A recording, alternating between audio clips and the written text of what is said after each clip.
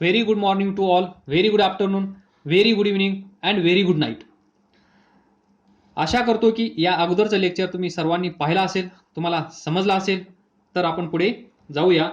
तर पहा कुठपर्यंत आलो होतो आपण, ज्यावेळेस FM is equal to Q V B sine theta, म्हणजेच हा व्ही बार असेल, हा बी बार असेल, दोघांमध्ये अँगल 90 डिग्री असेल, तर FM is equal to Q V B एवढा फोर्स या चार्जवर एक्झर्ट होतो आणि या फोर्समुळे, या मॅग्नेटिक फोर्समुळे हा चार्ज सर्क्युलर मोशन करतो. ते आपल्याला पाहायचं आहे. तर आपण सुरुवात करूया. तर पहा, इथे असणारं मॅग्नेटिक फील्ड क्रॉस समजला असेल. इथे असणारं मॅग्नेटिक फील्ड कसं आहे,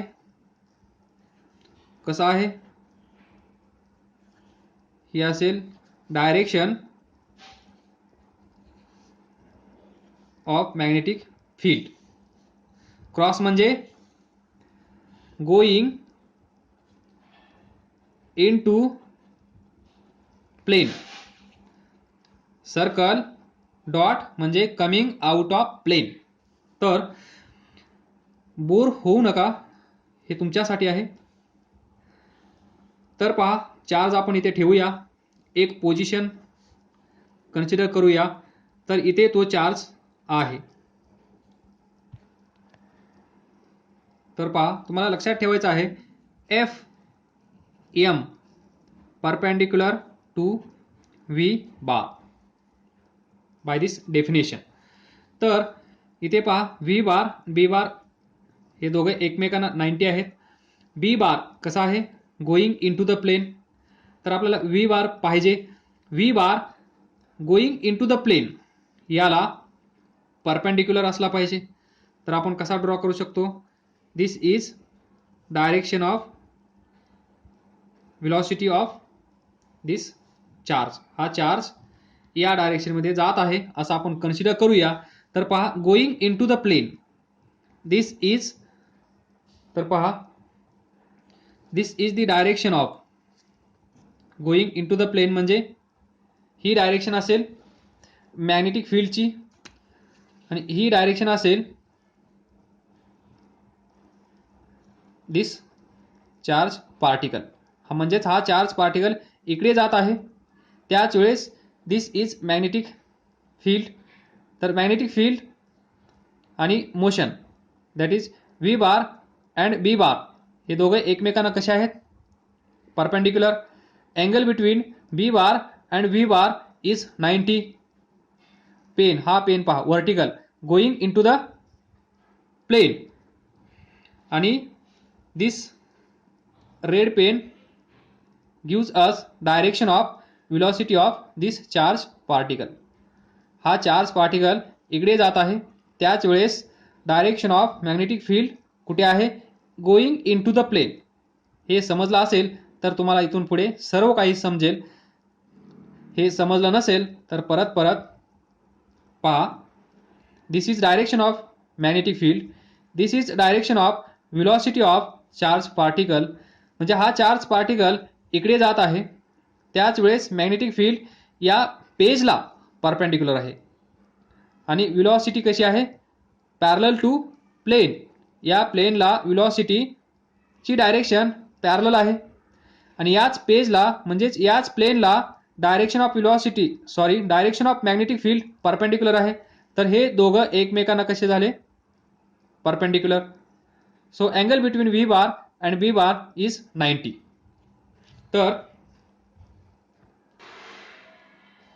तर हे तुम्हाला माहित आहे. एफ एम म्हणजे काय, magnetic force is always perpendicular to V bar. हे आपण मागच्या लेक्चरमध्ये पाहिलं. तर या लॉजिकनुसार हा मॅग्नेटिक फोर्स, हा जो चार्ज आहे, या चार्जचं मास एम कन्सिडर करा. तर याच्यावर फोर्स एक्झर्ट होईल एफ एम. तर एफ एमची डायरेक्शन कशी असली पाहिजे, इथे तुम्हाला माहित आहे हा व्ही बारला परपेंडिक्युलर असला पाहिजे. तर हे तुम्हाला इमॅजिन नाही होणार, तर आपण यूज करूया. तुम्हाला माहित आहे to find or to determine the direction of magnetic force we can use right hand rule, right hand palm rule. तर पहा, ज्या डायरेक्शनमध्ये हा चार्ज पार्टिकल जात आहे त्या डायरेक्शनमध्ये असला पाहिजे आपला थंब. ज्या डायरेक्शनमध्ये मॅग्नेटिक फील्ड आहे त्या डायरेक्शनमध्ये असली पाहिजेत आपली 1 2 3 4 ही 4 फिंगर्स. तर इथे पहा, going in to the plane म्हणजे same, going in to the plane, going in to the plane, बरोबर, going in to the plane. त्यानंतर direction of velocity of this charge particle कुठे आहे, या डायरेक्शनमध्ये. तर त्याच डायरेक्शनमध्ये थंब करायचा आहे, बरोबर. त्यानंतर तळहात, आलं लक्षात. या तळहाताला परपेंडिक्युलर ड्रॉ करा, म्हणजेच हा पेन. तर पहा, या डायरेक्शनमध्ये असेल मॅग्नेटिक फोर्स, आलं लक्षात.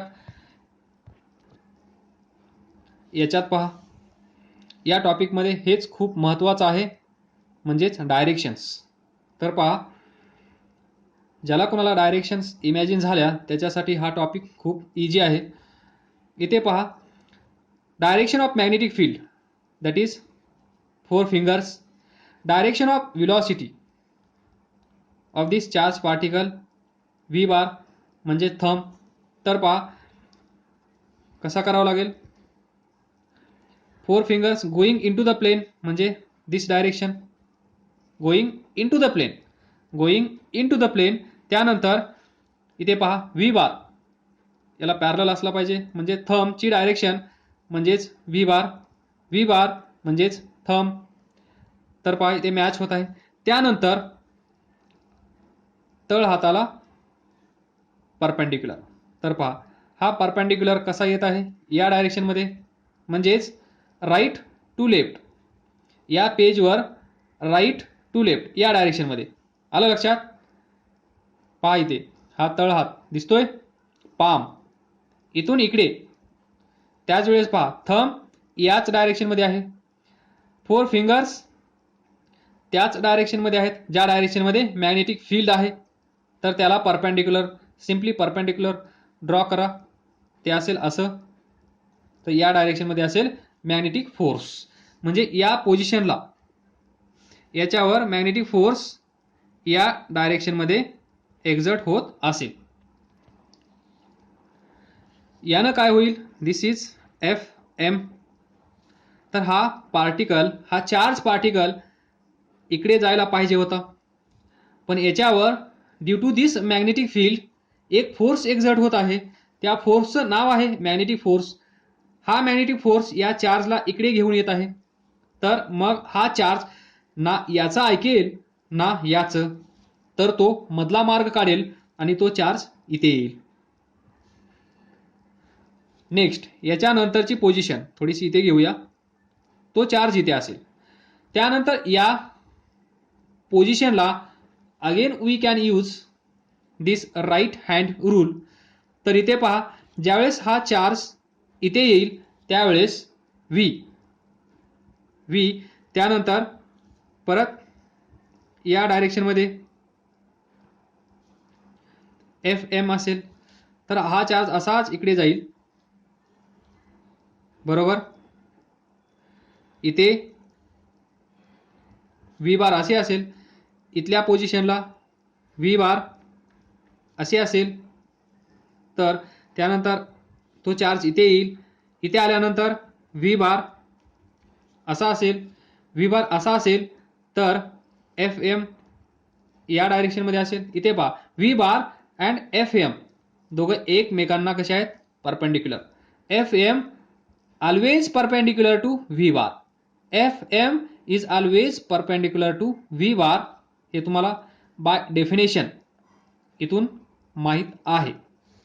ते पहा F M is equal to Q V bar cross B bar. By the definition of cross product, Fm should be always perpendicular to V bar. From this, तर इथे पहा हा चार्ज पार्टिकल इथे असेल तर व्ही बार अशी असेल त्यावेळेस एफ एम असा असेल, इथे पण परपेंडिक्युलर. तो चार्ज इथे आला एफ एम या डायरेक्शनमध्ये, इथे पण F M and v bar एकमेकांना परपेंडिक्युलर. ऑब्विसली ते याला पण परपेंडिक्युलर असतील, कारण v bar B bar and F M या केसमध्ये एकमेकांना कसे आहेत, mutually perpendicular to each other, like X axis, Y axis, Z axis. तर इथे पहा, त्यानंतर या पोझिशनला आल्यानंतर हा फोर्स याला इकडे खेचेल. तो चार्ज या व्हेलॉसिटीमुळे इकडे चालला जाईल, तो चार्ज इथे येईल. अगेन व्हेलॉसिटी अशी असेल, व्हेलॉसिटी अशी असेल तर फोर्स असा असेल परपेंडिक्युलर. तर या फोर्समुळे अगेन हा चार्ज खेचला जाईल थोडासा. या ठिकाणी व्ही असा असेल, त्यानंतर त्याला परपेंडिक्युलर मॅग्नेटिक फोर्स असेल. त्यानंतर चार्ज इथे येईल, व्ही अशी असेल, फोर्स इकडे असेल. त्यानंतर हा चार्ज इथे येईल, व्ही अशी असेल, फोर्स इकडे असेल. हा चार्ज पार्टिकल इथे येईल, व्हेलॉसिटी अशी असेल, एफ एम असा असेल परपेंडिक्युलर. त्यानंतर चार्ज इथे येईल, व्ही असे असेल, एफ एम इकडे असेल. परत चार्ज इथे येईल, व्ही असे असेल, एफ एम इकडे असेल. अँड असंच हे कंटिन्यू हा चार्ज इथे येईल. तर हा सर्कल नाही आला, पण ट्राय टू अंडरस्टँड. मला तुम्हाला काय सांगायचं आहे हे समजून घ्या. म्हणजेच हा पार्टिकल इथे असेल त्यावेळेस व्हेलॉसिटी अशी आहे, फोर्स असा आहे. हा चार्ज ज्यावेळेस इथे येईल, व्हेलॉसिटी अशी आहे, फोर्स असा आहे. ज्यावेळेस हा चार्ज पार्टिकल इथे असेल त्यावेळेस व्हेलॉसिटी अशी असेल, फोर्स इकडे आहे, परपेंडिक्युलर परपेंडिक्युलर परपेंडिक्युलर. ज्यावेळेस हा पार्टिकल इथे येईल त्यावेळेस व्हेलॉसिटी अशी असेल, फोर्स असा असेल. तर पहा, तर हा चार्ज पार्टिकल काय करत आहे, सर्क्युलर मोशन आपण असं म्हणू शकतो. Which motion, circular motion. म्हणजे जेव्हा आपण एखादा चार्ज घेतो त्याला मॅग्नेटिक फील्ड मध्ये ठेवतो. समजा हे मॅग्नेटिक फील्ड आहे, याला घेऊन आपण मॅग्नेटिक फील्ड मध्ये इथे आणून ठेवतो, त्यावेळेस या चार्जवर एफ एम नावाचा फोर्स एक्झर्ट होतो. आणि ही केस कोणती असली पाहिजे, व्ही बार बी बार आणि लास्ट एफ एम.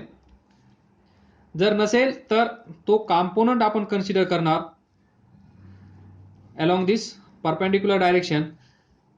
तर या चार्जवर मॅग्नेटिक फील्डमध्ये सतत एफ एम परपेंडिक्युलर असेल व्ही बारला, आणि असं असेल तर हा चार्ज पार्टिकल जसा जसा पुढे जाईल तसा तसा त्याची पाथ चेंज करेल, म्हणजेच डायरेक्शन चेंज करेल, डायरेक्शन ऑफ व्हेलॉसिटी चेंज करेल. आणि चेंज केल्यामुळे तो परत इथे येईल. तर इथे आल्यावर एक रिव्होल्यूशन कंप्लीट होईल. म्हणजेच इथे टाइम पिरियड असेल, फ्रिक्वेन्सी असेल, अँग्युलर फ्रिक्वेन्सी असेल, सर्व गोष्टी आल्या related to this charge particle. तर तुम्ही by using right hand rule प्रत्येक पोझिशनला direction of F M decide करू शकता, डिटरमाइन करू शकता. इथे पहा, फील्ड कशी आहे, going in to the plane, ही डायरेक्शन आपण डिसाईड केली होती. या पोझिशनला पहा, दिस हा हात या पोझिशनसाठी सदैव कसा असला पाहिजे, असा व्हर्टिकल. फक्त आपल्याला एकच हा थंब ॲडजस्ट करायचा आहे in the direction of velocity. तर इथे पहा, तो कसा असला पाहिजे, असा असला पाहिजे. 4 fingers going in to the plane, त्यावेळेस direction of velocity of this charge particle कशी आहे, राईट टू लेफ्ट. तर इथे पहा, थंब राईट टू लेफ्ट, इथे पहा या पोझिशनला इथे पेन ठेवा, तर पहा डायरेक्शन कशी आहे, coming towards me, coming towards me, तर पहा this is the direction of F M. त्यानंतर इथे पहा it is very easy, direction of 4 fingers should be going into the plane because direction of magnetic field is we considered here is going into the plane. तर या direction मध्ये असेल magnetic field. Direction of v पहा, direction of thumb same आहे बरोबर. तर इथे पहा हा पेन कुठे आहे, left to right, left to right, left to right, म्हणजेच पाहिजे left to right direction of force. त्यानंतर इथे इथे पहा thumb parallel to V bar, 4 fingers going in to the plane. त्यानंतर पहा दिस पेन इथून इकडे, म्हणजेच इथून इकडे या डायरेक्शनमध्ये, या डायरेक्शनमध्ये. This is the direction of magnetic force या पोझिशनला. आलं लक्षात. तर एवढं तुम्हाला समजलं असेल तर पुढे आपण जाऊया. हे सर्वांनाच माहीत आहे, काय माहीत आहे सर्वांना, हा चार्ज पार्टिकल इथे सर्क्युलर मोशन करत आहे. जर हा चार्ज पार्टिकल किंवा कुठलाही पार्टिकल जर सर्क्युलर मोशन करत असेल तर त्या पार्टिकलकडे इथे चार्ज पार्टिकलकडे काय असलं पाहिजे, सर्वांना माहीत आहे. सांगा, to move in a circle, circular path मध्ये घुमण्यासाठी, सर्क्युलर मोशन करण्यासाठी एखाद्याला कशाची आवश्यकता असते. जसं आपल्याला शॉपिंग करण्यासाठी पैशाची आवश्यकता असते, त्याचप्रमाणे या पार्टिकलला, या चार्ज पार्टिकलला सर्क्युलर मोशनमध्ये घुमण्यासाठी, सर्क्युलर मोशन करण्यासाठी, म्हणजेच to move in a circle, to move in a market, बरोबर. तर जसं आपल्याला त्याची गरज आहे त्याचप्रमाणे या पार्टिकलला पण कुणाची तरी गरज असली पाहिजे जेणेकरून हा पार्टिकल इथे सर्क्युलर मोशन करत असेल. तर सर्वांना माहीत आहे necessary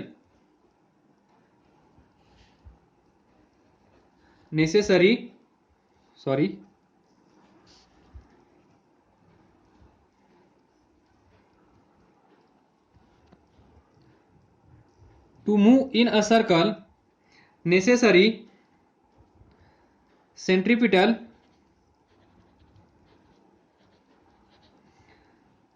force is provided by magnetic force. आलं लक्षात. ही सर्क्युलर मोशन कुणामुळे पॉसिबल होत आहे, या मॅग्नेटिक फोर्समुळे. कारण थोडंसं पाठीमागे जाऊन पहा, हा चार्ज आपण इथून इथे, इथे पहा हा चार्ज अगोदर इथे होता, हा चार्ज आपण उचलला आणि मॅग्नेटिक फील्ड मध्ये ठेवला. हा चार्ज मॅग्नेटिक फील्ड मध्ये ठेवल्यामुळे या मॅग्नेटिक फील्डने या चार्जवर मॅग्नेटिक फोर्स एक्झर्ट केला आणि तो फोर्स एक्झर्ट झाल्यामुळे हा चार्ज पार्टिकल सर्क्युलर मोशन मध्ये फिरायला लागला. To move in a circle necessary centripetal force is provided by magnetic force, म्हणजेच F C, centripetal force is provided by F M. असं आपण लिहू शकतो का, तर आपण असं लिहू शकतो. असं लिहिल्यामुळे किंवा असं जर आपण लिहू शकत असाल तरच हे पॉसिबल असेल. तर F C is equal to F M. तर एफ सी सेंट्रिपिटल फोर्स, इथे पहा इथे सर्क्युलर मोशन कंप्लीट झाली आहे. तर आपण कन्सिडर करूया हा सर्कल, म्हणजेच हा सर्कल आहे. नाहीतर तुम्ही म्हणाल इथे मॅग्नेटिक फील्ड अवेलेबल नाहीये, तर हे घ्या मॅग्नेटिक फील्ड, बरोबर. तर दिस इज रेडियस. इथे एक सर्कल तयार झाला आहे. सर्कल तयार झालं म्हणजे सेंटर आला, सेंटर आला म्हणजे सर्कम्फरन्स आला, आणि मग हे जे पॉइंट्स आहेत वेगवेगळे लोकस ऑफ पॉइंट्स, हे सारे पॉइंट्स सेंटरला जोडणारी रेषा म्हणजे रेडियस ही पण आली. तर नंतर इथे पहा, हा जो चार्ज पार्टिकल आहे त्याच्याकडे स्पीड पण आहे, व्हेलॉसिटी पण आहे, असं पण आपण म्हणू शकतो. हे सर्व असेल. त्यानंतर हा जो चार्ज आहे क्यू, याचं मास एम पण आपण कन्सिडर केलं आहे. इथे पहा मास एम.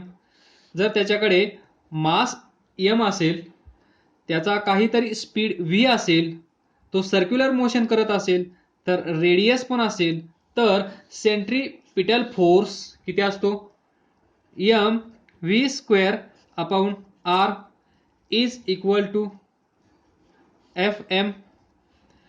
बट आपला पिछा सोडत नाही. But we know that F M is equal to, या केसमध्ये किती आहे, Q V B. General case तुम्हाला माहित आहे, F M is equal to Q V B sine theta. ही केस जी आपण एक्सप्लेन केली, त्या केसमध्ये थीटा किती आहे, 90, angle between V bar and B bar. तर या केसमध्ये आपल्याला एफ एम किती आला आहे, क्यू व्ही बी. तर equation 1, equation 2. From equation 1 and 2 we can write mv square upon r is equal to qvb. From this एक v कॅन्सल होऊ शकतो, कारण हा v आणि हा v सेम आहे. तर mv upon r is equal to qb. mv is equal to qbr तुम्ही असंही म्हणू शकता. What is mv?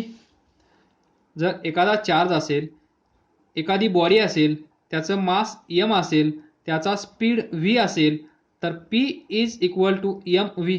काय असतं, मोमेंटम. आलं लक्षात, मोमेंटम ऑफ पार्टिकल. हा पार्टिकल मोशन मध्ये आला आहे म्हणजे याचं काहीतरी मोमेंटम असेल. This is we can write p is equal to mv is equal to qbr. Equation 3. खूप सारे इक्वेशन्स तयार होणार आहेत, तर प्रत्येक इक्वेशन तुम्हाला लक्षात ठेवावं लागणार आहे प्रॉब्लेमसाठी. तर मोमेंटम आपल्याला, हा जो चार्ज पार्टिकल आहे हा इथे असं सर्क्युलर मोशन करत आहे, रेडियस r आहे, v that is speed of this particle is v, then mass m. so momentum of this charged particle is mv is equal to qbr. q म्हणजे charge, b म्हणजे magnetic field, r म्हणजे दिस radius. जर हे तीन तुम्हाला माहित असतील तर हा जो चार्ज पार्टिकल आहे त्याचं तुम्ही मोमेंटम फाइंड करू शकता. Next, from this equation, from this one can determine the radius of this circular path, radius of this circle. from this r किती येईल, r is equal to mv divided by qb. ही काय असेल, radius of circular path of charge particle. हे सर्व कोण घडवून आणत आहे, मॅग्नेटिक फील्ड. हा चार्ज पार्टिकल विनाकारण या फील्डमध्ये आला आणि आपल्याला संकटात टाकून गेला. त्यामुळे एवढा अभ्यास आपल्याला करावा लागत आहे. ही असेल रेडियस. जर रेडियस फाइंड करायला विचारलं तर हा फॉर्म्युला तुम्ही यूज करू शकता. त्यानंतर kinetic energy of particle. Next, kinetic energy of particle. खूप सोपं आहे. From this we can find mv is equal to qbr. किती असते kinetic energy of particle is equal to k is equal to kinetic energy k half mass of particle square of velocity square of speed. We can say half mv square. इथून तुम्ही असं करू शकता का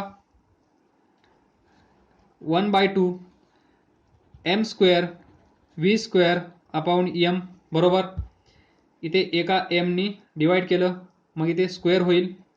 बरोबर. m cancel होईल. Half mv square available असेल तर फ्रॉम दिस 1/2 mv म्हणजे काय, mv म्हणजे काय p. So p square upon m. This is kinetic energy. mv म्हणजे p आणि p म्हणजे काय आहे qbr. तर तुम्ही इथे लिहू शकता 1/2 1/m p म्हणजेच काय q square b square r square divided by m. This is also one form of kinetic energy. Kinetic energy is equal to half q square b square r square divided by m. This is kinetic energy of particle. Next, see here from this kinetic energy half p square upon m. इथून momentum तुम्ही find करू शकता. p is equal to काय येईल from this p square is equal to 2mk. Kinetic energy K E म्हणजे k, तर p is equal to under root 2mk. बरोबर. हे माहीत आहे तुम्हाला 2mk. This is momentum of this charge particle. Then we know that radius of circular path of charged particle is r is equal to mv by qb. So r is equal to mv divided by qb. तर इथे पहा mv म्हणजे काय p divided by qb. mv is equal to p. Mass times velocity is nothing but momentum. तर असं लिहू शकलो. त्यानंतर p इज इक्वल टू इथे पहा काय फाइंड केलं आहे आपण. p is equal to root 2mk divided by qb from this. बरोबर. This is radius of this circular path of charge particle. हा जो पार्टिकल आहे जो सर्क्युलर मोशन करत आहे ही रेडियस अशी पण आपण फाइंड करू शकतो 2mk.